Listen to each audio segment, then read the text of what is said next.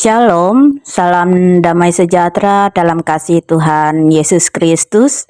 Bersama saya Pendeta Yunita akan membawa kita dalam renungan harian Resort GKE Pulang Pisau pada hari ini. Adapun nas Alkitab yang menjadi dasar dalam renungan hari ini terdapat dalam kitab Yesaya pasalnya yang ke-57 ayat 14 sampai 21 dengan perikop kata-kata penghiburan. Adapun tema renungan pada saat ini adalah Allah pulihkan.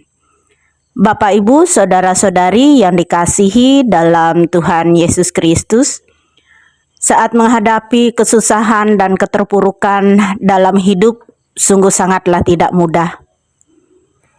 Terkadang apa yang dilakukan seseorang dalam hidupnya dapat mengakibatkan terjadinya kesusahan dan penderitaan yang membuat hilangnya semangat dan pengharapan dalam hidup. Dalam situasi seperti ini akan sangatlah diperlukan kekuatan untuk bangun kembali dari keterpurukan yang dialami. Bapak, Ibu, saudara-saudari yang dikasihi dalam Tuhan Yesus Kristus, di tengah keterpurukan yang sedang dialami oleh bangsa Israel pada saat itu, Nabi Yesaya menyampaikan nubuat Tuhan tentang pemulihan yang dilakukan Tuhan bagi semua orang Israel. Memang Tuhan marah atas dosa yang dilakukan oleh umat Israel. Namun Tuhan melihat keadaan umat Israel yang remuk dan tidak berdaya.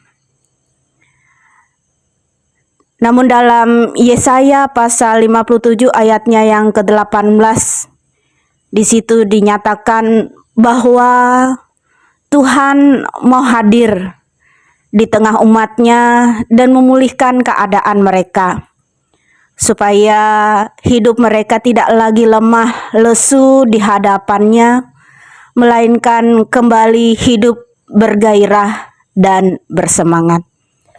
Bapak, Ibu, saudara-saudari yang dikasihi Tuhan, dari nas ini kita dapat belajar beberapa hal untuk kehidupan kita sebagai orang yang percaya kepada Tuhan.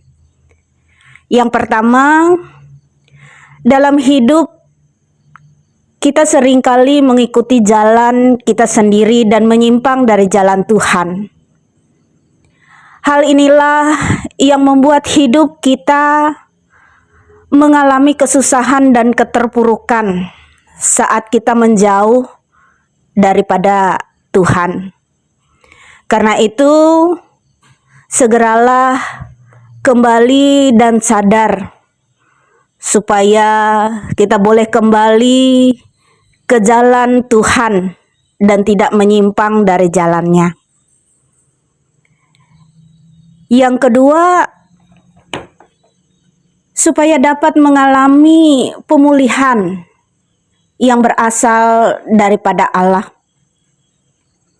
maka terlebih dahulu kita harus mengakui akan dosa-dosa yang telah kita lakukan dan membuang segala sesuatu yang menghalangi kita untuk menerima berkat dan penyertaan yang berasal daripada Tuhan. Atau dengan kata lain, kita harus menyingkirkan batu sandungan dosa yang kita lakukan di hadapan Tuhan, agar dengan demikian kita mendapatkan bahwa Allah yang akan memulihkan kehidupan kita. Selanjutnya yang ketiga, hati yang keras dan sombong hanya akan membuat orang mengandalkan dirinya sendiri. Sedangkan hati yang hancur dan remuk akan membuat orang merendahkan hati dan dirinya di hadapan Allah yang berkuasa. Dan Allah tahu bahwa orang yang hatinya hancur atau remuk memerlukan Tuhan dalam hidupnya. Dan Tuhan akan memulihkan orang yang hatinya atau hidupnya hancur.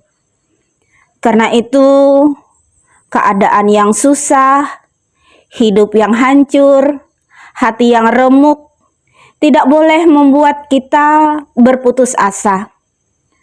Karena itulah keadaan yang memungkinkan Allah untuk bekerja memulihkan hidup kita.